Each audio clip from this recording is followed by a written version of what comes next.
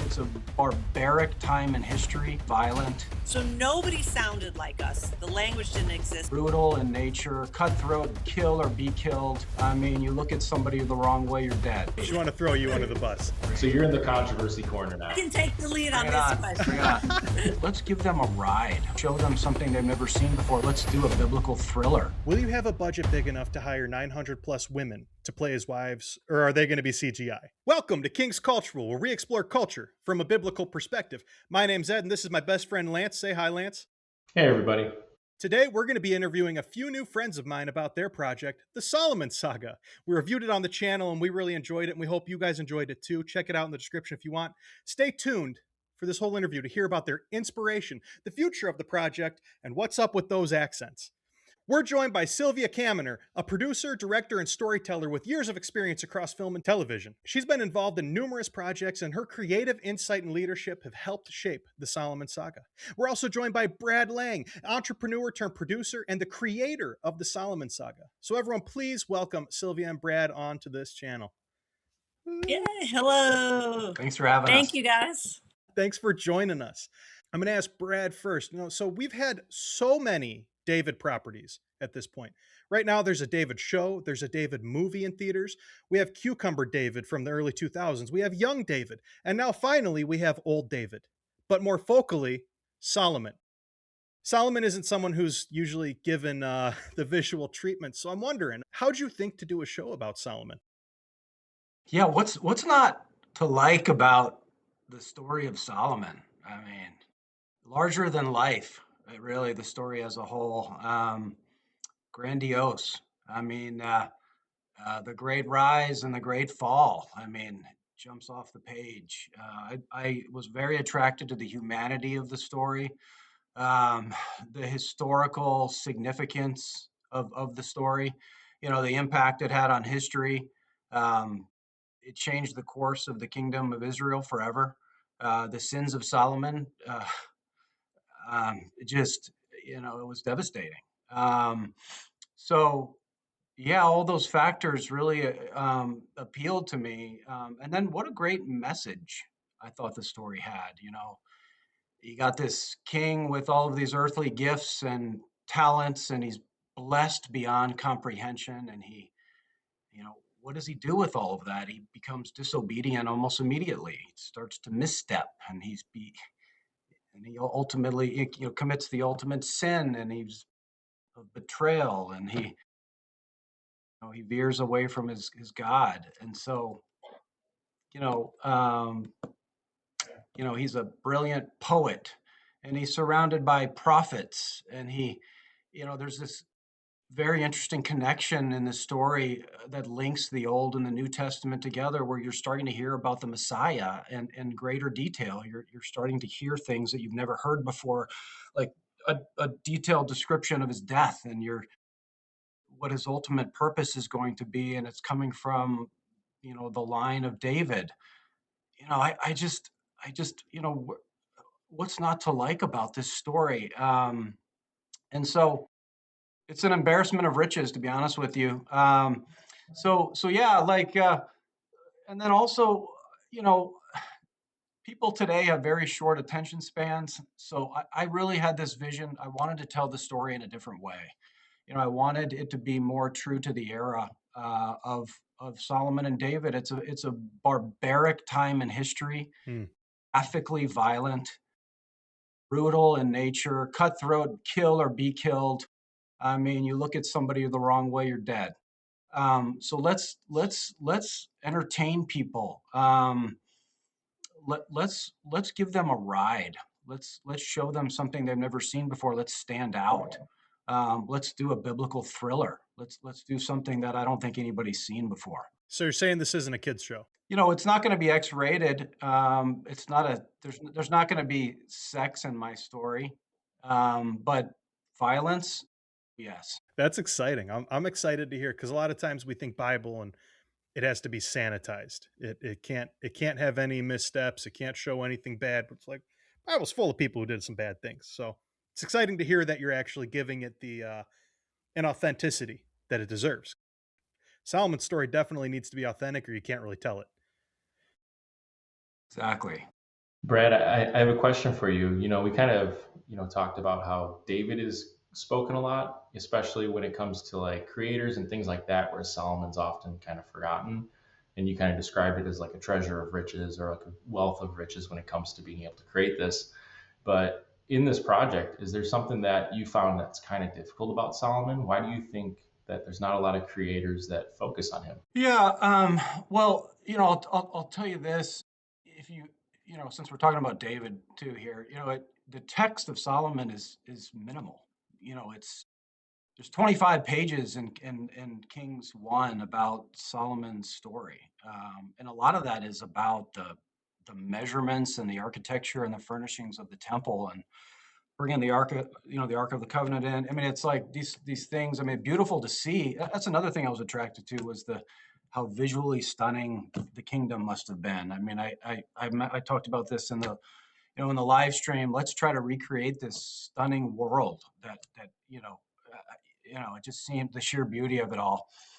But yeah, I don't think it gets as much attention as David because there's not as much information. There's a lot of facts, but there's not a lot of storytelling. So, I found that to be very exciting as a creative person. That's why I was kind of attracted to the story, and I went out on a limb and I tried to talk myself out of it. Honestly, but I finally surrendered to this obsession I was having to the story.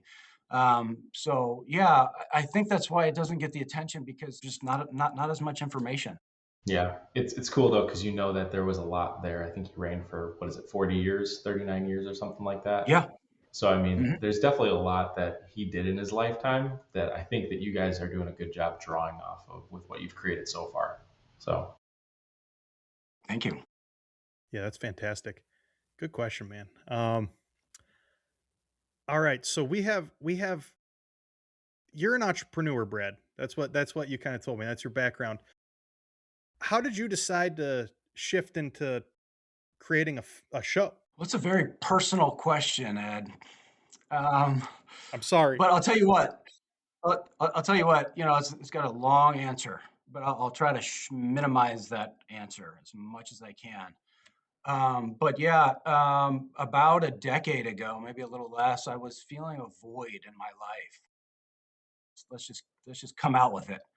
And I was drawn to the Bible. I mean, I grew up in the church, strayed away from God. Was lacking purpose in my life, and so I don't know why I was being drawn to the Bible, but I read it cover to cover. I read it 3 times cover to cover, which took a really long time. Um, and that story just stood out. I mean, it just like I said, I eventually just had to surrender to drumming up the courage to do something about it, and I wrote this outline at first. I had this vision of it being a feature film. And so I drew an outline of why I thought the story was so polarizing and entertaining and how you could put this creative imagination into it and make it something that was so entertaining that could draw people closer to biblical stories and it could draw people closer to God. But it inspired me. So yeah, I just decided to take a big risk.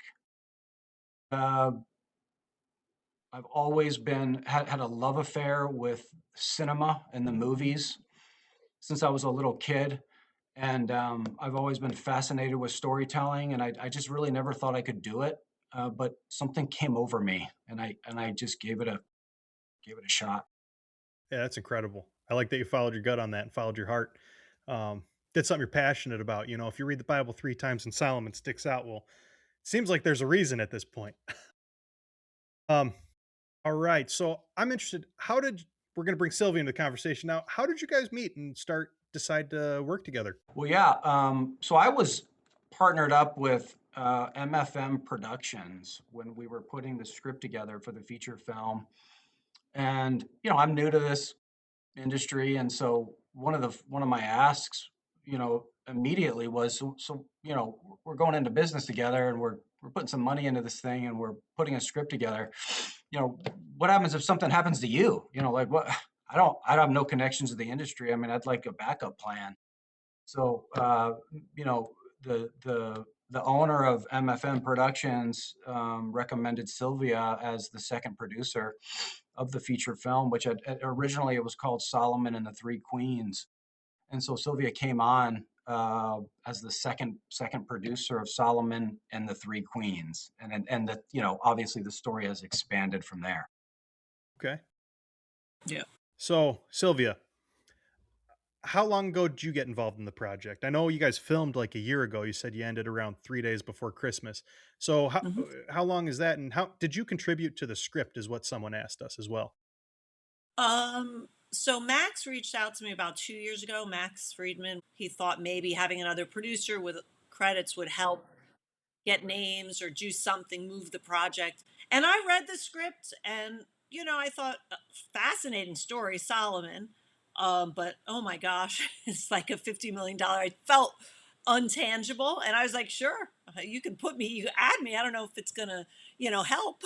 Um, and and then it kind of went away. And I think, Brad, I was introduced to you and Matt at that time because you wanted to be comfortable, not just bringing on a producer. So we talked, and then it was maybe 6 months later. And I would think about the project and reach out to Max. At this time, I didn't know Brad and Matt. I met them on Zoom once, and say, "Hey, what's happening?" And then finally, he came back and he said, "Okay, we're gonna do a well, I won't. We were going to do a short film specifically, with a purpose in mind, and I was brought on to direct that, to produce it with Max. We would come up with. He would write the script with Brad. He kind of based it. He went to the feature, if I'm not mistaken, and kind of pulled some scenes from that, and then added, embellished, and added a little bit. And so that's kind of, then I was like, oh, well, now I can wrap my, my arms around this, and there's a beginning, middle, end, at least, to creating this something that is going to represent what we could do with this story. And so that, and no, I did not help in the writing at all for that short piece. As a director, I came up with some of the visuals and some of the storytelling moments, but no, I didn't write that. And it was, the one thing I think is very important to mention is that that was based on a screenplay that we've kind of put aside. The series that we're working on is, Brad, if I mean, I think you agree, it's completely, not completely, it still has the base in your story, but the style of the the approach to the storytelling is quite different than that initial kind of script. And this being series and thriller aspect, political, biblical, thrilling, of the time period, you know yeah. So that's kind of what was really exciting, was this idea that Brad had. I was like, wow, what an amazing idea to tell this story of Solomon. And I know we're going to touch on a couple of his ideas that were embellishing, some of the characters and how he wanted to bring them into the story, but do it as a series, but not like the fabulous series that are out right now that are biblically inspired, but create our own lane. Yeah. Hey, well, speaking of other series that are biblically inspired, Heather Thompson in the live stream asked, "Are you somehow connected to the Chosen?" Because I know you've talked about this a little bit, especially in the live Yeah, stream. You shared some sets for the proof of concept, had a few right. familiar actors, and even some overlapping crew. So I'm wondering, We're what's the not. relation?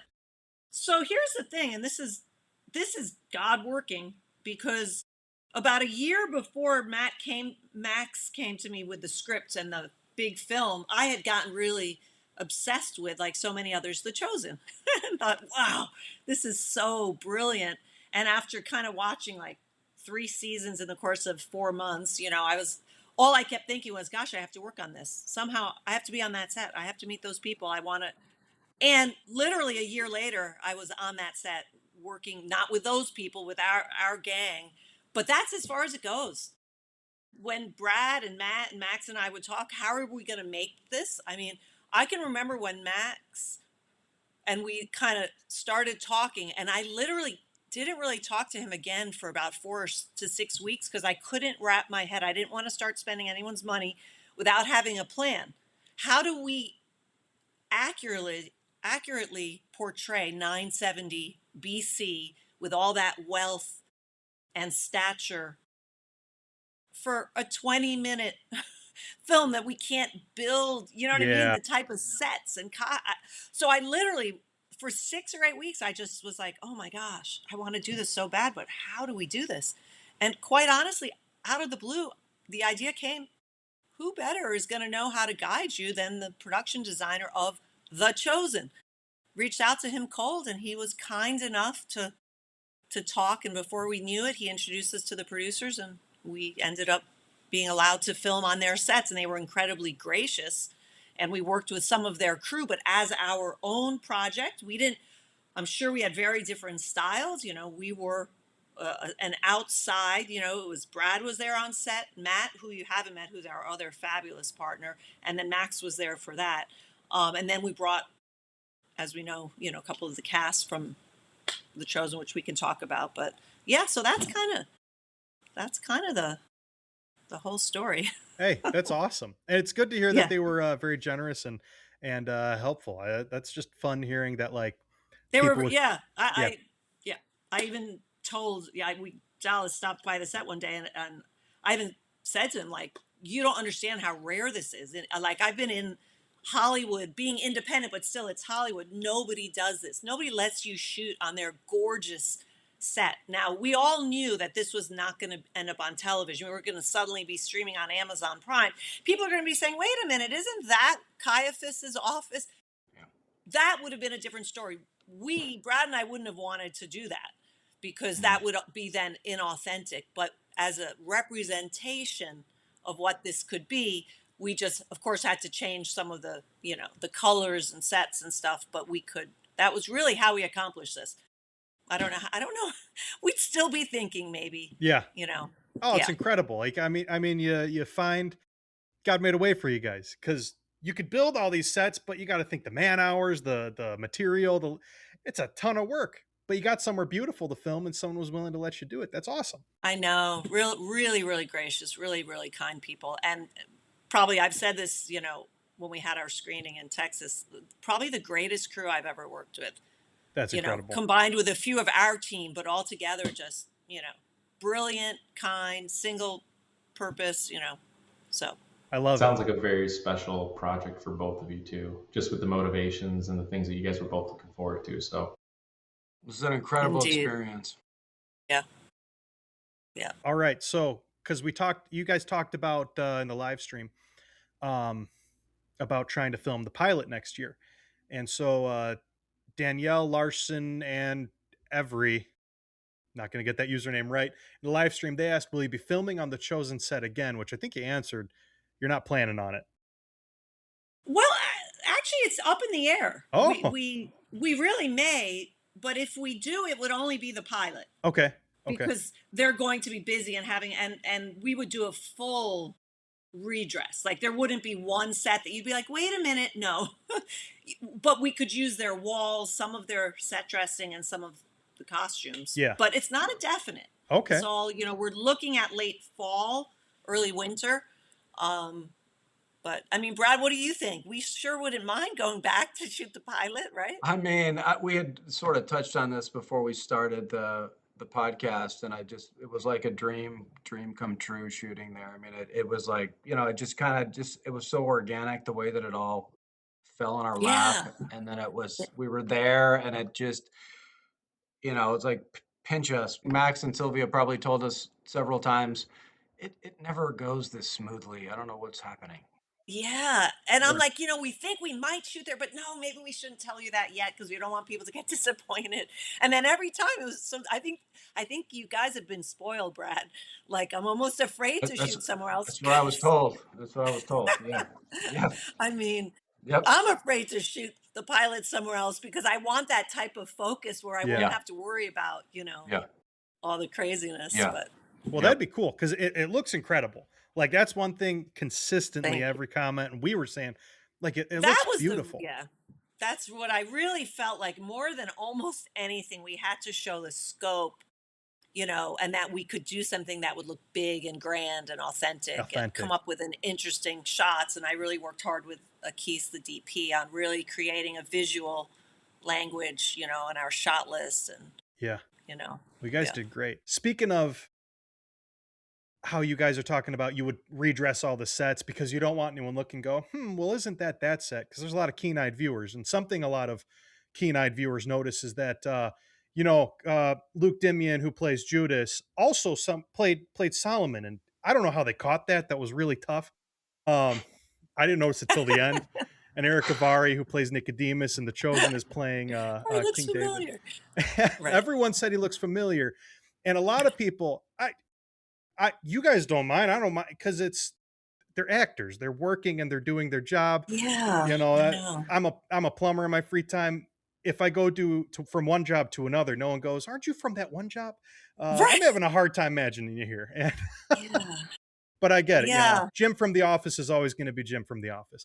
Yeah, but I just have to say, like, I'm kind of floored because my heart kind of breaks for actors. I have so many. I started as a theater director, doing off Broadway and then off Broadway and in Denver, and I have so many actors that are waiters and they're doing what they don't love so that they can do what they love. And I think for actors, to be so limited, I kept thinking, no, it won't be but I can't say for sure that isn't why Luke decided not to play Solomon, but I think it's a number of reasons. But yeah. Do you plan, or are you looking at any actors from The Chosen or from The Promised Land or House of David? Are you looking at any of these actors that are in these shows and considering them at this point for the Solomon Saga? Brad, I know I'll let you go first, Brad. No, I want you to take this one. I think Okay. I think you're better. The I think you're better for this Hot one. potato. Yep. answer is probably not, but if an actor arises that is brilliant, and I think, oh my gosh, but frankly, I would be, if I'm being very honest, which maybe I shouldn't be, I would be a little nervous. But we've had like actors from The Chosen that have expressed interest. Oh, yeah, which we're certainly not going to say anything about who. No, but, no worries, no worries. But so here's the thing, Eric Avari and I have been friends for 15 or 18 years, and I didn't really. Yes, he played Nicodemus, and I saw him in that and thought he was genius. But I didn't even cast him. When I went to cast him, I didn't know Nicodemus was coming back in season 5. I reached out to Eric thinking he's back in season 1. So for me, I wasn't really going to I was going to Judas, the actor who played Judas so brilliantly, in my opinion, and then an actor who, yes, had a season in The Chosen. And then I don't think it was until like just before filming where he's like, I'm not allowed to tell anybody, but we're working together. I'm back in season 4 and it's a major part. And I was like, oh my gosh, so then he's like, he was, I don't know what else I'm allowed to say, but anyway, so no, look, I've been doing this a long time. I've worked with a lot of different casting directors. There's a couple I've already started to reach out to. I'm going to go for just a traditional casting director. It would be good though. I want them to understand the heart of this project and that we are willing to cast from actors around the world. And we're not looking for celebrities, but at this point we're trying to raise our funding. So it certainly wouldn't hurt to have a few known faces. I mean, if you look at, projects like even like the Joseph thing, they're having some known faces, no huge stars, but, we might try to. I know Brad has a certain actress he loves for one of the roles, and I keep thinking, oh gosh, which role can we put her in if we can get her? Mm-hmm. But I have a couple too, Brad, that I've been coming up with lately that are like brilliant. One is this British actor who would be unbelievably spectacular for David. Oh my gosh. That's great. As much as I will miss Eric Avari, this actor, I mean, he's Oscar winning. So it could be a little insane, but is it the one I suggested? No. Sylvia, go big or go home, right? Oh, 100%. Look what God did for us with our initiative. I got my first 2 choices, so it's incredible. Why not go? But you're suggesting, look, there are a ton of wonderful it's do they want to play in this arena? Yeah. We're not going to shy away from what we are, but and also, they have to be willing to start on a smaller scale in the pilot. It's going to take a special kind of actor. But nowadays, there's so many actors who are. Have you guys noticed? Like, so many actors are talking about the Bible and wanting to do more biblically. And I'm like, oh, Yeah, I think our pool is getting bigger and bigger. real, I was going to real. say, I feel like in the Christian faith, especially when it comes to media, it actually might be a little bit easier to find those actors that have a hidden Christian faith that want to contribute to it. I think so. And Lance, I think when they read the pilot and they're like, oh my gosh, we're talking about God and David and Solomon, but it's also like fast paced and the relationships, it's daring and Yeah. kind of, yeah. So to me, I love casting. Casting is so much fun. Well, I hope you guys are pleasantly surprised with Me your too. casting endeavors here. So, Me too. It will be harder going into the kind of the Hollywood world, which if I could avoid that, I would. But you got to deal with agents and managers, and A yeah, lot of hoops to jump through, red indeed, tape to cut. yeah, Well, speaking of, because you talked about how there's a lot of excitement around biblical projects lately, it seems like. Someone named Big Chris Art Biz on the live stream, they said there seems to be a renewed excitement around biblical storytelling today, which I agree. Why do you think the biblical narrative is resonating so strongly in pop culture right now? Yeah, yeah. So I may have touched on this a little bit in a previous answer, but I think there's just something missing.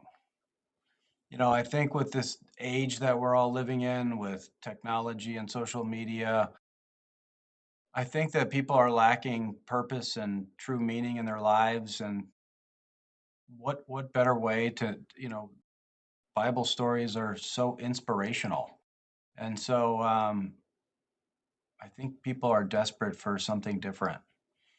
Um, yeah, you Something know, that matters. I'm actually one of those people. I mean, I right, was I was I have this love affair with the movies that I mentioned, and it's hard for me to find things to that I'm interested. I feel like there's a lacking substance in yeah, content that's out there right now, and so I think that's why people are drawn to these stories. So yeah, it's kind of yeah. a Things keep getting redone. it's kind of a lonely world out there, and people are grasping for purpose. So, Yeah. And pop culture loves heroes, and there's a lot of heroes in the Bible. And the thing about the heroes in the Bible is, I mean, why has David been told so many times he's a little twerpy guy who kills a giant with a stone? Like, Yeah. if that's not, oh my gosh, heavy drama, like the opening scene of House of David when you see him and he gets the stone, and you're like, oh, I waited for how many episodes until he darn kill that giant, yeah. and so they're epic, and it makes us all think, if they can, I can, and if I can have this relationship, just, yeah, so I Yeah, couldn't agree more. I had a somebody that reached out to me after they watched the short film, and I had never talked to I've known this person a long time, never talked to this person about their faith or religion or anything, any topic like that before, and they'd watched the short and just had this desire to learn more about the larger story that we were telling and biblical stories in general, and they were just felt drawn to learning more about the Bible. And I was like, "Yeah, that's like the greatest phone call I've gotten so far." Um, It was just That's really cool awesome. to hear feedback like that, that we sort of inspired somebody to just want more. that's great. The exciting thing about this is like the goal of all these projects, especially if they're Christian run, the goal of these projects should be to get people to draw closer to God themselves and in a lot of ways read the story for themselves to understand it. And so when you get someone Yeah. like what you watch the Narnia movies or what any, Game of Hmm. Thrones, all those things. And it generally makes you want to go back to the source material and Hmm. see Totally. how's this stack up, because not a dig on anything, but like the book is almost always better than the movie, uh, in a True. lot of cases. Not No. a, but Yeah. I hope Yeah. this is No. Absolutely. Well, our book would be like, this thick, if yeah, it's a So couple of we pages. have some leeways, as Brad mentioned, which makes it exciting. But it also puts an extra emphasis, which is something we've been struggling a bit, thinking about.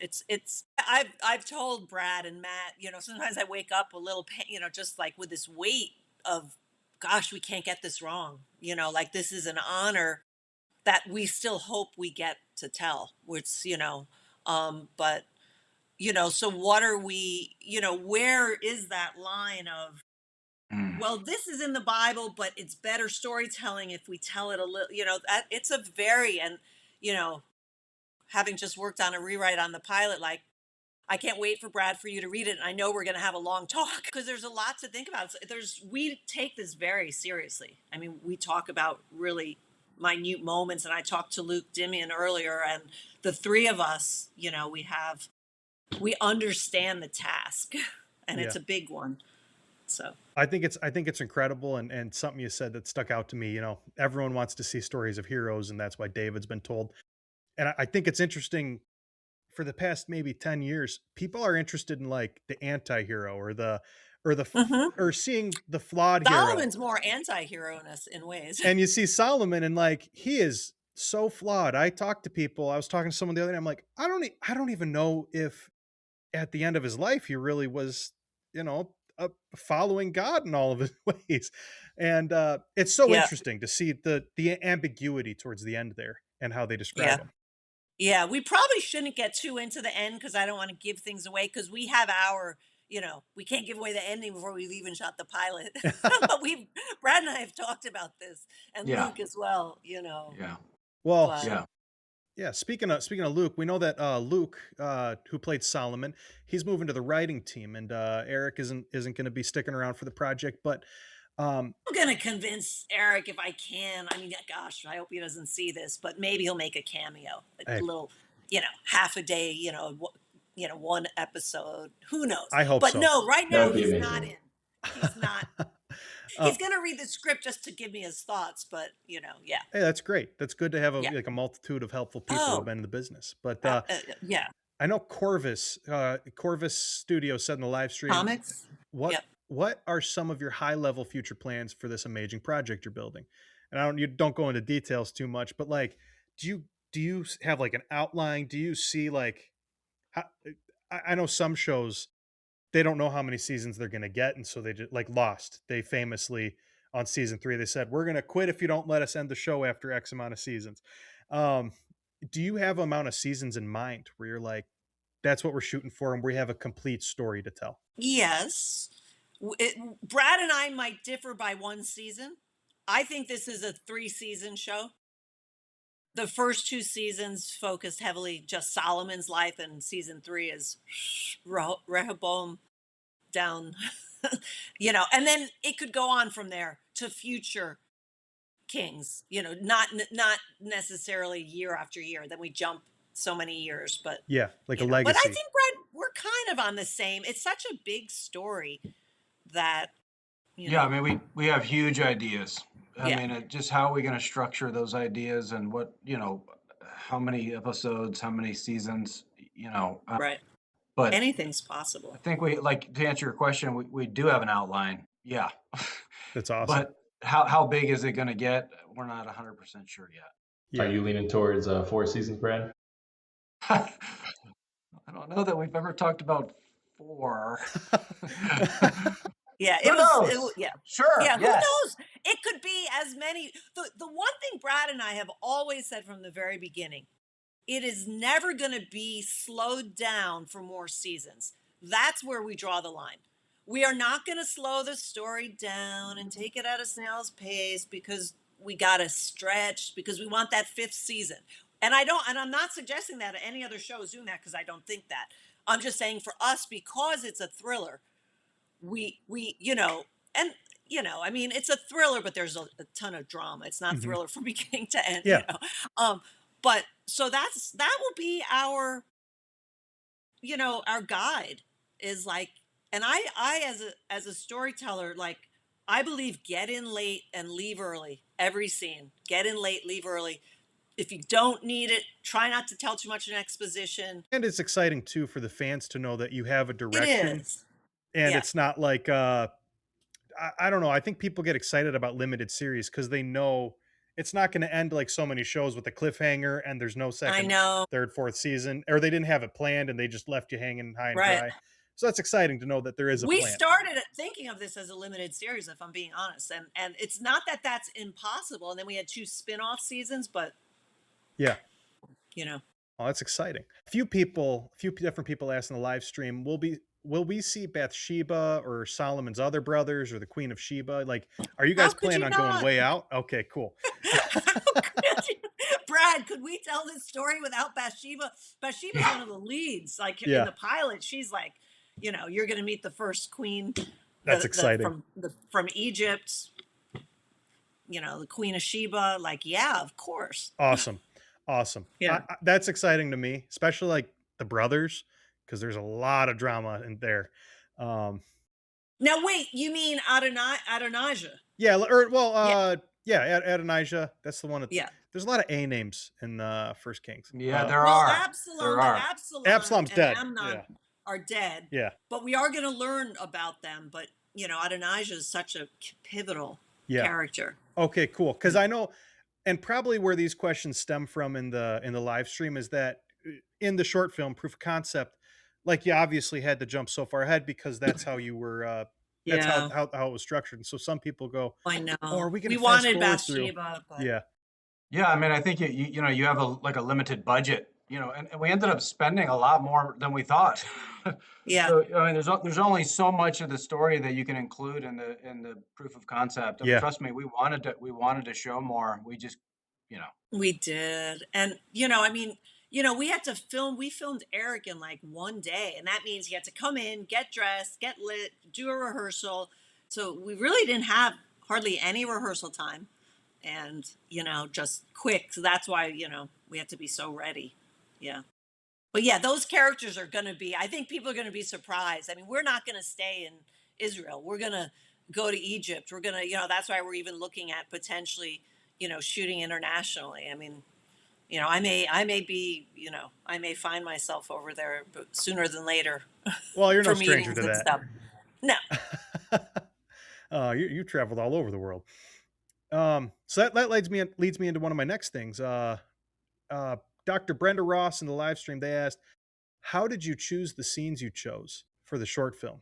Like what made these, because obviously you want it to pop and to grab people. So what made this the most compelling scenes for you guys to If film? I can just start and then Brad, I'll let you please, take this home. please. So one of the daunting things about doing this was, oh my gosh, we have to tell this quickly. We can have 2 or 3 days to film it. We can't have too many different sets. So we have our characters and we have to use the same set. Knowing kind of Brad's heart for this and seeing his kind of outline and having read the script and knowing what was kind of important, to me, the 3 most important things were we had to get a sense of the weight David felt that God placed on his shoulders for his son to get the temple built, and that he could not die without knowing that his son would take on that responsibility, and that it was burdening him. So to me, that was very important. And then to bring to life this relationship with Abishag, which I knew was really important to Brad, and so to introduce her, but as a female character with some strength and not typical of the time period, but not but believable. I'm sorry, women back then, no. Did a lot of them read? No. Did a lot of men read back then? No. Did some women read? Yes. Some of them were even talked about in the Bible. So to show this strong woman, we thought was very important, and to build that relationship and to show, I mean, we had to do it so quickly. They fall in love pretty quick. And that's why we say 3 years later. And then the third one was to introduce the foreign wives. I was like, if we can get those 3 things introduced, then at least they say, okay, they're following these 3. And so I didn't think we'd have time for much more. Right? Did we accomplish what, or those are kind of the things you wanted, right? Well, I mean, it's just, how do you ignore the queens? Yeah, you can't. You know, uh, you know, you had 300 of them, and so let's get a little preview about what may be coming here. Yeah. And if Yeah. I can say one more thing, what's so interesting, especially casting the role of Solomon, and Luke and I talked about this a lot, was we wanted to show the innocence early on, and that maybe he could have had this love, which then he gave, he in a sense betrayed it because of the weight he felt, so maybe his betrayal in that and his turning and doing sinful things started in the right place. But we know the opposite of good is good intention. So even if he had good intention, it doesn't mean what he was doing was good. But we wanted to show a little bit of that innocence being changed because of what started with that. I'm doing this for God, and then so interesting. Again, just the ethics of it and his morals. I think one of the lines that stood out to Lance and me the most was, um, he talks about wisdom, being given wisdom from God, and he says, "Well, I'm kind of operating under a higher law now." Yeah, And absolutely. that really stuck out because I go, man, how many leaders actually think that? I mean, you look Boy, in that's a governments, slippery slope. the government officials, like you can't, take 10 steps without stepping in a newspaper about a new corruption. Yeah. Yeah. Yep. Yeah. Slippery slope. Yeah. And Yep. Yep. and he had to start thinking that because what he did was so opposed to what his law told him to do. And I think, Brad, that's what you were talking about when you said it was so rich and what he, the sins and I mean, Yeah, I it's mean, he begins ignoring the teachings of the Torah almost immediately. I mean, right. he Yeah. doesn't waste any time. Right. He's building up his military, he's storing up his treasures, he's taking on foreign wives. And the horses from Egypt. This is gonna be fun. Yeah. This is gonna be fun. Yeah. I think the scenes you guys selected were kind of perfect just in portraying a lot of different aspects. So you guys did a great job with those. Oh, thank you. Thank Yeah. you. Yeah, Yeah, I agree. absolutely. I think because we can look at it and we go, it's not a complete narrative here. It's No, hard to do in 20 minutes, showing that you have an idea. But we it's kept scenes. thinking, Yeah. yeah, like that, like you guys put so many little tidbits in there that really felt like you cared about the story. And like you talked about, David was talking about Absalom and like that regret there. I'm like, that's a deep cut. I like Yeah. you wouldn't, if you're just reading First Kings, you're not thinking about Absalom anymore as much. Right. And so that was a really like promising thing to me, showing, oh, okay, we're gonna get some really good, like juicy things here that you only really understood if you read the text, not just the spark notes. So that felt really Yeah. good hearing. Um, You wanna feel things, right? You wanna feel things. There's gotta be substance. yeah, I think this short film promises a lot of substance, which is exciting. All right, so now we're gonna get into a little controversy. This is the controversial corner. Um, Sylvia and I, we actually, her, I, and Lance, we talked on a video call a couple weeks ago, and we decided to leave this for the Q&A because there was more than a I little know. I even discussion. said, wait, we can't talk about this because we're going to save this when we have Brad and we do this on the podcast. She wanted you to be here, Brad. She's like, Yes, Yes. she Great. wanted to throw you under the bus. so you're in the Great. controversy corner I now. can take the lead Bring on it this on. Bring question. it on. Bring it on. So there's a little more than a little discussion in the comments. Many people were wondering about the choice to have Abishag be Solomon's first wife in the show. And her nickname of Devorah, and excluding Nama from the proof of concept, is the only named wife, I suppose. And so I'm wondering, how did this decision get made? Because it's an interesting one that clearly stirred up some controversy. So I want to hear your take on this because I don't hate it. But I am wondering, and a lot of the fans are wondering, where did this come from? Before I let Brad start really quickly, and Brad, you're going to see this in the rewrite, but we're not in the pilot anyway. We're not saying Abishag was necessarily the first wife. That's all I'm going to say. Okay. Yeah. I think just in general, there's very little information about details about Solomon's wives, just in general. There's not much there. So Abishag is like right in the middle of the official business when this story begins, the race for the throne. So it was just too difficult not to incorporate her into the story because she's right in the middle of it. But yeah, hard not to take some liberties with the queens because there's 300 of them and there's so little information about it. So it's like, we want to have a very entertaining story. We want to draw people in. to the Bible. We want to draw people into our story. We want people to be entertained. And we thought, wow, what an opportunity here to entertain people and incorporate Abishag as a love interest. And we just couldn't pass it up. Yeah. And if I can just say, the fact that Nama is only mentioned, I want to say once, and not even more than really as the mother of Rehoboam. Yeah. So that says she birthed a son, and did she die? Did she disappear? That was the end of, because other women have been expressed much more fully than her. And Brad's right. Like, the thing about Abishag, and I know this is where I thought you were going to go with this, is like, they would never marry her. She was a housemaid. She was Adonijah.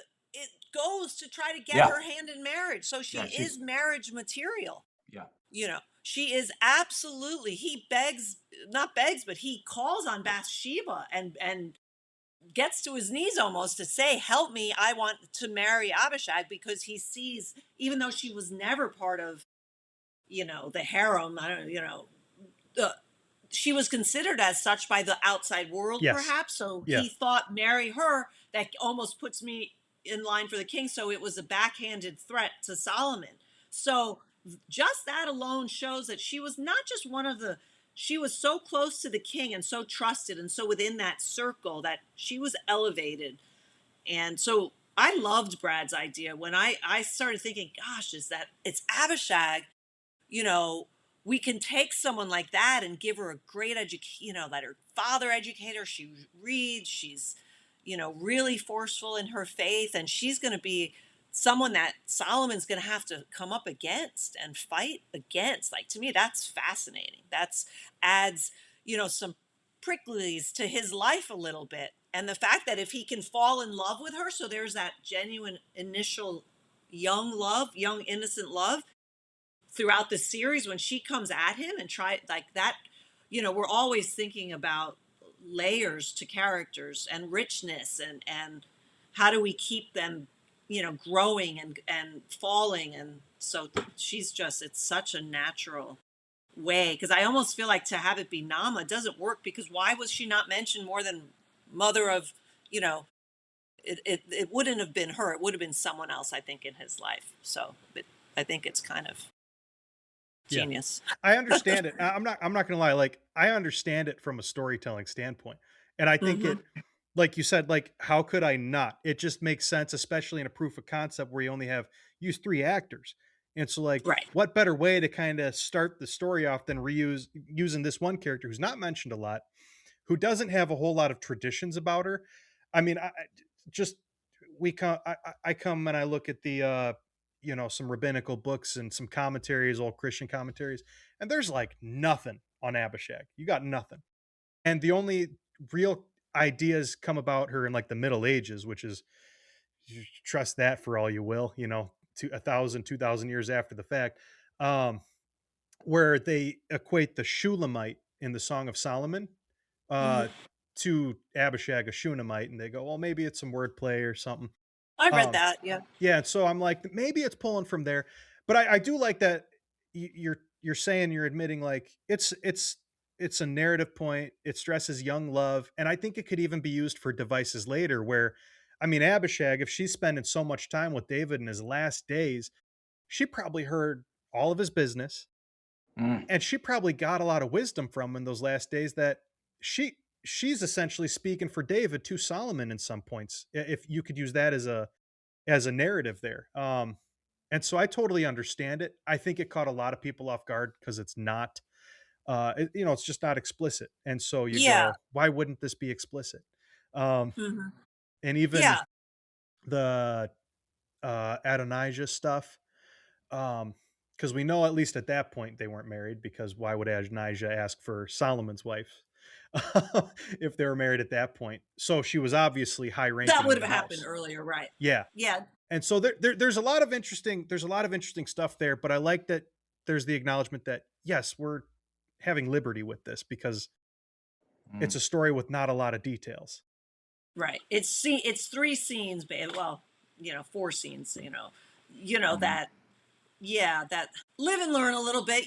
Maybe we could have made a footnote or a mention of Nama, but you want to keep things clean. I think one thing that was helpful too is that she was essentially renamed Devorah, Right. right?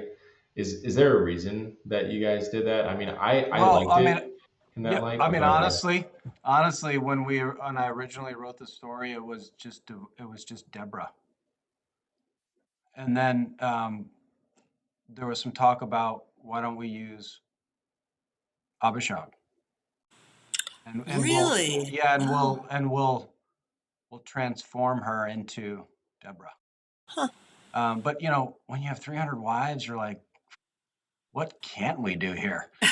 Yeah. What can't we do? Yeah, and it's such an interesting dichotomy with her having Yeah. served David and having that closeness, almost like a daughter, it's a very interesting, yeah, yeah. I'm intrigued by it, and I think in the pilot we will deal with the Nama situation. So, Yeah. And I think just the renaming of her too, like for me, I immediately thought like you can just recreate her so she's no longer Abishag in people's minds so much, but now you can have that storytelling and people aren't associating immediately with Abishag. Obviously she is, but I mean Yeah, there's a lightening of that blow, I guess, for those yeah, people that might have a knee-jerk reaction, I guess. mm, yeah. I mean, originally she was just inspired by the prophetess Deborah, the military commander, and And you we can know, see that in the writing. yeah, the judge. She had this inspiration, and she's just one of Solomon's wives that had a major impact in our story. So that's where it was born, and it just yeah, sort of morphed into something. I love that. I think that actually makes a lot of sense. And like Lance said, it having the nickname and referring to her as the nickname, like it makes it uh for those who were very like, that's not how it happened. It makes it more palatable, I think, especially in the long run, having the nickname. And then even the connection of she's a woman who is given a unique position to stand up right. to some wicked people. Um, and I think that Devora connection, I think that's really cool and powerful. And so Yeah, I'm actually more excited to see after this conversation why you did it. It makes me more excited about good, that. Um, that's cool. exciting, and it's partially. I mean, I like this conversation, and this things like this are hopefully what will cause people to look at the scriptures for themselves and decide, hey, okay, does that happen? And why would they make that change? And I think it could really serve the plot and the narrative. Um, uh, First question down, controversy corner. Brad, how you feeling? Feel good. I feel good. I'm ready for more. Ready for hey, more. perfect. Well, not too many more controversy. There wasn't a whole The lot of biggest, controversy. the biggest one. Yeah, right. Um, well, before we move on to the next controversy, right? Because we got another huge controversy. I almost set up a table behind me just so I could go back there and flip it. Um, we'll cover it in a second. I thought that might be too much, but I got a follow up question here that I think is really important because we can say that we want to stay as close to the source as possible, and I get your hearts in this, but there is obviously things that are going to be changed a little bit out of convenience, out of needing to boil things down, make them simpler. Like you're obviously not reading straight out of the Bible here. You're not going to there's not going to be a scene where Solomon's hearing the exact dimensions of the temple. You would lose people. uh, You're exactly right. so We I'm are not. wondering, what does this process in the writer's room look like, and how do we decide what is and isn't essential for the modern audiences watching this on a screen? Tough one. Sylvia? He's looking at me. Well, I will say, we are going to have advisors. We are going to go look to people of faith from different communities to help us to say, this really Yeah, offends me, yeah, or how can you tell the story? No, you must. And then it will ultimately be our decision, but we're going to listen to that. I mean, I'm listening to a couple of the comments we've gotten from fans, and I'm like, oh goodness, yeah, yeah, okay, right. That's going down to take care of that in the series. But if it's major, like, if it's something that's not hard and things can change, we might say something here and we might not do exactly what I'm saying. But I think our thought right now is, if it's something that seems rock solid in the Bible and it's not something that we're not going to show the dimensions exactly, and they're measuring, and it's just like, this is when something happened, and this, we will try to abide by that. I mean, we want to be faithful to the source. We're also looking at, historic records, and, but it's truly, we start with the Bible, where this is most documented, but we are narrative storytelling. We're not doing a documentary series, Yeah. All the other shows and all the films, forget the current wave of wonderful biblical programming. There always are liberties taken, especially like Brad said, when there's so little. I mean, we know he married a woman named Nama. He had a first child with her. How did he get to 300? Who was number two? I don't think he went from her to suddenly the prince, the Pharaoh's daughter. I don't think that was number two. So who was number two? And why does not, so we have to fill those in. I mean, just like all those great shows that we enjoy have to enrich characters. Like, we have to, if it was an Abishag, whoever the second wife was, we'd have to fill them in also. We have to learn more about Benaiah. Sorry, I have a hard time with some of those Benaiah. names. Benaiah. We have to get a little more for him, and Zadok and the prophet Nathan. And, we want to make them flesh and blood, three-dimensional characters with all their own hardships, and they're not walking stones perfect. So we have to embellish, and we will try to be led by spirit and, do things that feel appropriate. We're not going to take someone and spin them on their head just because, we might bring in a new character to do that, Yeah. but Yeah, That's there's going to be there's going to be purpose behind any and every liberty that we take. yes, perfect way of saying it. Yep. that's good to hear. So there's purpose behind the changes. There's not. It Yes. sounds like you're being very careful. You're bringing in people to consult. It's not willy-nilly. You're not changing things because the audience might want to see this crazy No, outlandish thing happen. You're staying true to the story and the elements we while are. taking the liberty where you need to or fleshing out where you need to. Yeah. And we're getting expert advice on the script, and talking to executives. And, we want this to be like so good, so strong. The writing, just like that an actor is like, please let me do this. Yeah. I love it. And you got to remember, like, stories are told from vantage points. I Mhm. don't know if audiences notice that. Like you said, Right. it's not a documentary. We're Right. doing a narrative. And like in Yeah. the gospels, a lot of people who don't like the Christian faith, they'll come at it and go, "See, these details are different. Joseph of Right. Arimathea or Right. Joseph or whoever didn't carry the cross with Jesus, and then I mean, here it look at the is." first four books. Yeah. Matthew, Mark, Luke, and John. They all see things differently. They all tell things a little different. A lot of the stories are the same, but how come that one has so much more detail here and this one there? And Yeah. it's not because any of them are wrong. It's because there's a No. vantage point and there's a purpose for all these details. Right. And so I like that you guys are saying, hey, we don't got the whole story, but we're having purpose in all the details to try and make it an authentic story while telling a story that audiences will want to keep up with. Yeah. That's Sure. great. I love that. All right. And now we're getting to the question that everybody is waiting for, or maybe scrubbed ahead to get to. And if you did that, please go watch the rest of this interview because we've heard a lot of great things, a lot of tidbits. What everyone's waiting for. Everyone asks this question. I'll ask Bibles on a Budget 213 asked in the live stream, though. Have they talked about the choice to not have the actors use the chosen-esque Hebrew accent, with some people referring to them as authentic accents? And I loved your take on this when we talked. So Sylvia, I'll let you talk about this. I love it. So first off, I will say I didn't take this lightly. This was something I really thought about. It was one of the first things that Luke and I talked about. I also discussed it with Eric. By the time Chloe came on, we'd already decided. I'm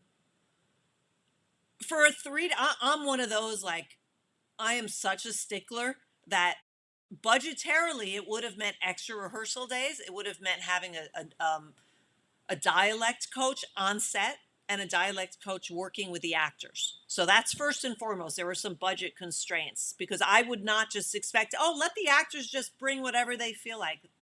That's not really their job. if I'm going to ask an actor to do an accent, and we'll talk about why would we do an accent, then I'm asking them something that, unless they're an expert, that's they need guidance, and then I need someone on set because I don't have that special ear, and I will be so focused on performance. And that was one of the things that Luke and I talked about. It's like, oh my gosh, we have 3 days. Can we focus on just the words and the performance and not thinking about what accent is it? And then he and I even talked, and I've thought about this all the time. I love foreign films, and I struggle because they don't really make sense. People in Italy talk Italian. They don't talk Italian with an American accent. So Americans, I sometimes go to Italy and start talking American English with an Italian accent because I can't help myself. It's the most foolish thing you can do. And being in a travel show, like I've done that, and we start laughing. I'm like, I'm saying good morning, You're doing the hands now. I know I'm in Italy, but first off, at this time period, it was something called, classic Hebrew, which does not sound like English, like British, like a soft lilting. It does not. Hebrew has a guttural, it has a real something to it. I don't know what that's not even today's Hebrew. It's classic Hebrew. And that's where I guess maybe I could have just said, oh, who cares? Just, And so I thought, well, English wasn't on the planet. Maybe they were talking in another planet somewhere, but on this planet, English was not invented unless I don't think I'm mistaken. We wouldn't recognize English 100 or like 600 years ago. Yeah, for a long, long, long time. So yes, British English came before American English, but neither of them were on the planet. So nobody sounded like us. The language didn't exist. So I'm still, to tell you the truth, I'm still so conflicted about what to do for the series. I don't, if someone said, Sylvia, you have to tell us right now, I would say the one thing I probably will say is they won't talk with an American accent. Other than that, I don't know. And I'm not saying for sure that they won't talk with an American accent. Let's be clear. I'm just saying I'm not, I honestly, Brad, Yeah, I'll just come out and say it. I'm a sucker for like an English accent. I'll just be honest with you. But everybody lands differently on this one. If we've had it like any kind of criticism, it's been about I swear that's the one thing that stands out is that the accent criticism is everywhere. So and you guys liked that we didn't do the accent. For what it's worth, so we didn't mind it at all. We actually enjoyed okay, it. that's great. It didn't take me out of it. I actually like okay, so Game of Thrones, not a PG show. Don't watch it at home, kids. I watched it a long time ago whenever it was on. They did like a British accent, kinda. There was that's those what types of accents, what Scottish they do on these. You do Yeah. British. You do Yeah. a soft British, Yeah. perfect English, Yeah. accent. and it separates it. It's its own show with its own feel. Then simply because it's a biblical show, when there are other biblical shows that are very prominent, it doesn't mean it has to be the same thing. When, like you said, there was no Yeah. English on the planet. No one was talking with this Yeah. Middle Eastern accent. Yeah, English. no. The one thing I can say is my thought about this has nothing to do with the biblical shows. I've been troubled with this for all, I was potentially going to direct a film in South America, and I was like, oh gosh, we're going to have to do it in English, and then they're going to have to speak with a Spanish accent, and like Yeah. what? Like, Yeah. so Tough. yeah. It's a Well, tough one. It is Yeah. tough, but American one. does feel period wrong, almost more than Yeah. location wrong. Yep. That's why I do, this was a 3, like, just get over it. It's a it's 4 scenes. We're trying to show how that we can show the grandeur, get those 3 points of who the characters are. But yeah, so we haven't decided. Yeah. Part of it will happen on casting because some actors will be like, oh gosh, no, I can't. But most good actors, if they know you're going to get them a dialect coach, which is what I would do, and you say we're allowing, you're going to meet with them 3 weeks prior, you're going to then get your script. Every time you get a new script or a new scene, it has to be phonetically broke. I've done a little bit of accent work, and it is no joke. No. Well, The I way like I how would you want to do it. I Yeah. like how you said it. Going back to what you said earlier, like every liberty has a purpose. And so I think in these other Bible shows, which do a great job, I'm not there's no knocks on them from any of us. Like in The Chosen, which is obviously the mega hit, the biggest one. They have the subtle Middle Eastern accent, but then the Roman soldiers talk in English like I American. saw that. Yep, I Um, saw that. and it serves a purpose to set there's different types of people, Hmm. there's different classes, and so it actually sets that up even in just how they're talking, which is great. Or even let's say the Promised Land, they're Hmm. associated with the Chosen, they're same Sure. same teams, and so it makes sense that they had this crossover because they use so many of the same people for this, because you got the castles, you're going to have the political intrigue. If you didn't know the Bible, you could think this was set in the Middle Ages or whatnot. um and so those British accents really actually serve in what the audience understands of these castle-y, knight-like political thrillers. And so it actually is a Yeah. would be a liberty with a purpose, in my opinion. Yeah, you know, in some ways, it's like, okay, so we're gonna make our American fans happy because at least they're not hearing their voice and they're saying that's not how. And we're gonna what make it British, and then everyone in Great Britain is gonna be like, wait a minute, now that why are they talking that way? You know, I will say this that no matter what, and I think Brad, you'll agree with this, like when we are talking when Solomon goes to the Pharaoh and meets with people in Egypt that speak another language, they won't sound the same. We will have to figure out Yeah, a difference. Like there's no way that they both sound exactly the same. You shut your eyes, you don't know who's if it's yeah, someone from Yeah, Jerusalem yeah, talking like that won't happen. for that's cool. sure. I like that. There's Yeah, already thought into the accents yeah, here, no, no, which that won't happen. I Yeah, hope people are and hearing that. You guys are thinking about this. It's not just oh, mindless. oh my gosh, yes, a lot, not just a little. Maybe a little bit Yeah, too much, even. It sounds maybe. like. Thank you, Lance. For New Year's, my one of my New Year's resolutions is I can stop losing sleep about accents. We will figure it out. There you go. That's good. I I hope hope you we get stop the losing sleep. opportunity. Yeah. Yeah, but I Well, mean, people are very convicted about the accents. Yeah, I mean, wow. yeah. Yeah. out of all the liberties, like we said, it is not one that I cared at all about. I liked it because it set it apart as its own thing. Um, and I think Thank you. I think we talked about this, like Yeah. the MCU. It's huge and it's popular. And why it did so well in the first like phases of it is every movie had a different feel for a while. Hmm. Um, and I think what'll help these Bible shows not all blend in and be the Yeah. same as each of them have a different feeling. Yeah. Um, so I Yeah. think that's a Yeah. good thing. I think it's good Good that you point, guys are man. thinking about Yeah. this, and I'm a fan of the decision to change it up a Cool. little bit. Great. Um, we're gonna go a little lighter on this next question, not a controversy. We're out of controversy corner. That's way behind us now. This is like the singular most comment we got on Instagram when we asked for questions for this interview. Oh. Oh. Will Solomon's relationships, particularly his many wives, be explored in future installments, or do you plan to expand the cast in future chapters of the story, introducing Solomon's wives? Everyone's interested in Solomon's wives. So my question, the real deep question here is, will you have a budget big enough to hire 900 plus women to play his wives, or are they going to be CGI?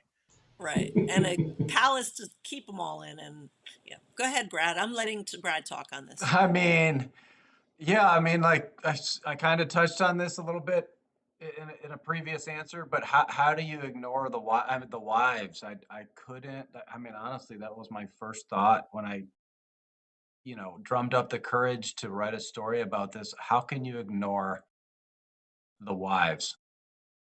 He's got queens coming, and I talked about this in the live stream a little bit. He's got queens coming at him from every angle. He's got Bathsheba. The Sheba.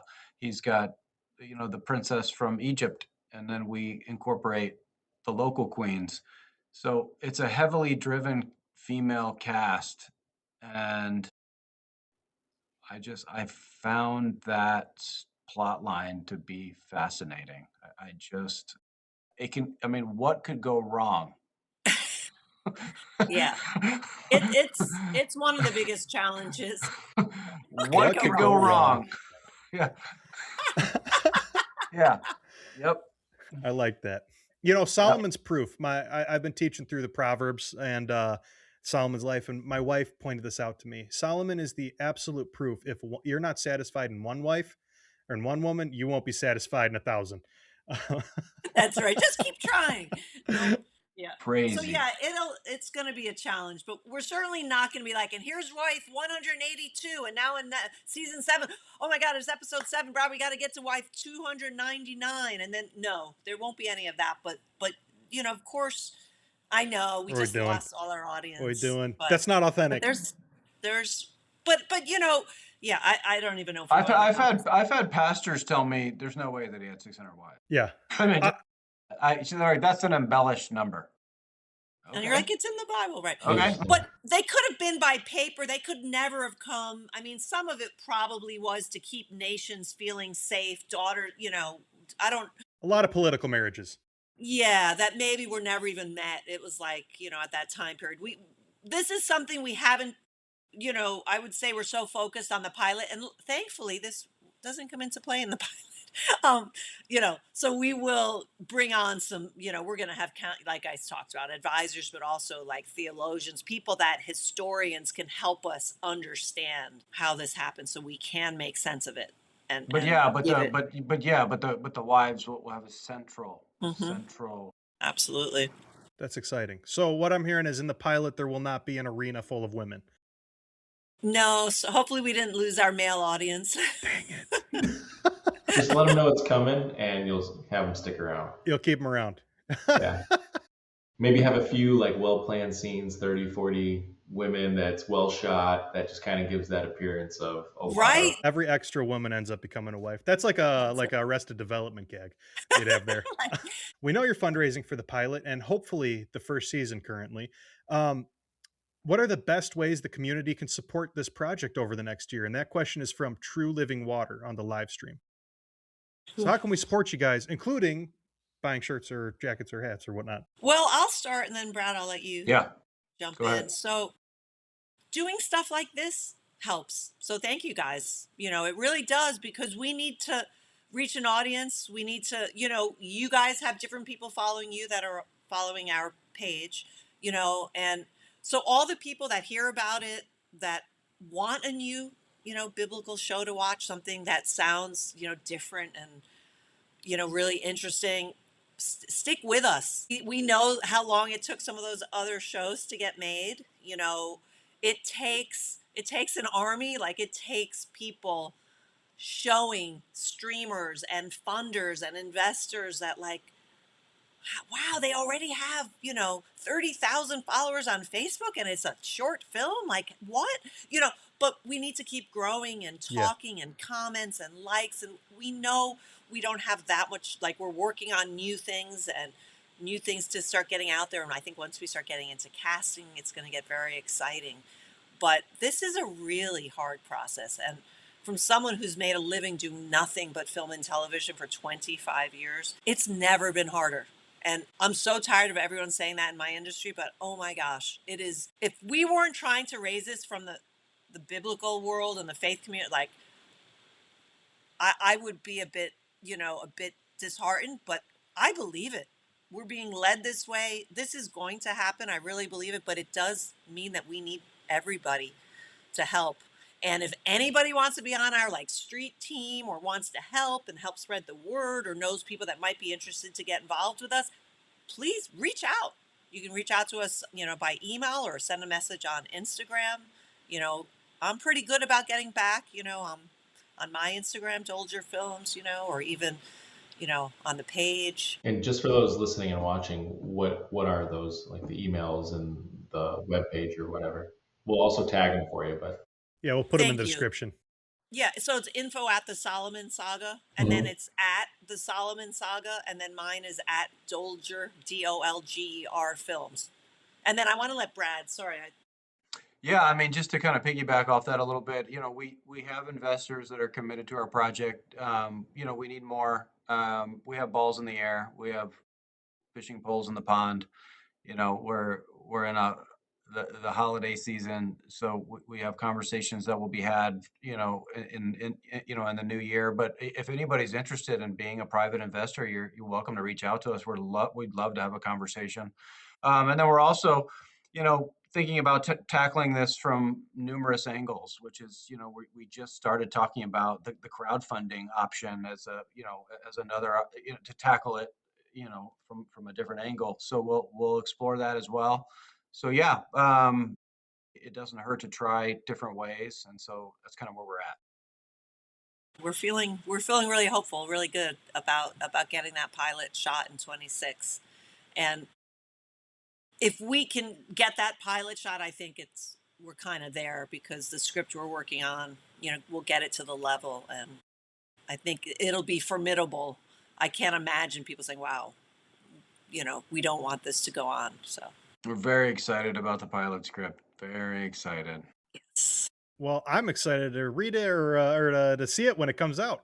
Um, so just to recap, because I want to make sure everyone at home knows what they can do to support this project. Keep talking about it. Sign up for the email lists. If you're an influencer of some sort, Sylvia answers her emails. I know that Yeah, and because we could do a collab. yeah, Collabs are big. We love doing collabs with anybody. On my, I do it with, the Solomon Saga and Dolger Films, but yes. yeah, and they get back to people because we're nobodies, and they're talking to us, and we've had a great time and learned a lot. And so supporting these projects is huge kingdom work. And so I want to encourage anyone, if you got some extra cash laying around, maybe look into it. You mentioned crowdfunding. Are you looking to do crowdfunding, anything like that? Yeah. It's always been on our mind. I mean, people from the beginning were like, "When are you crowdfunding? When are you?" And we were always like, "Oh goodness, do we It's have difficult. to? Do we have to?" But I've also been told it makes sense to, even if you don't need to raise a big chunk, because it commits your audience, and then they get a hat or a t-shirt or something. You know what I mean? It would be another way to get people excited, involved, and feeling like we're a part of this. We Yeah. helped make that happen. And they're advertising for you at that point, which is beautiful. We've seen it work. Yes, We've yes, seen it it's work for a amazing lot of how Yeah, much projects. more. you can't ignore it. Yeah. All right. Well, just the one thing I hope you promise me is that you won't do any Coca-Cola sponsorships in the show. Oh goodness, I can't imagine that. No product Solomon placement. drinking Coke. All right. Well, before we close out, we like to rank just the episodes that we review, and I'm going to ask us to rank this interview on a scale of 1 to 1,000 of Solomon's wives and concubines. Don't think too hard about it. I'm going to give it 1,000. I think this was great. I think it provided insight for the audience. I love it. 1,001. I want more wives. Perfect score. Perfect score. Agree. You guys brought a lot to the table, just answering any controversies or questions that I think a lot of people had. We got to see your guys' heart for the project that you're working on, and also you gave us an avenue just to be able to continue to support you guys. So we're going to continue to pray for you guys too, first and foremost, just that you guys get everything that you need and that the word continues to spread, because you guys have something special. And so we want that to continue. So 1,000 for me. Yay. I already Right. said 1,001. So All thank you right. guys. You guys are great. Yeah. Hey, You made thank this you. so fun. Appreciate you having us on. Thanks. Yeah, It's we enjoyed been it. fun. Yeah, Been this was a fun. great conversation. I really appreciate you guys hanging out.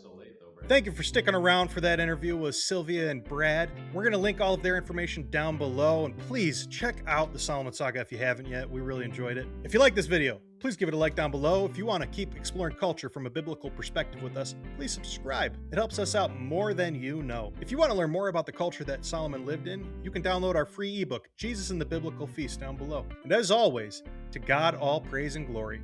Thanks for watching.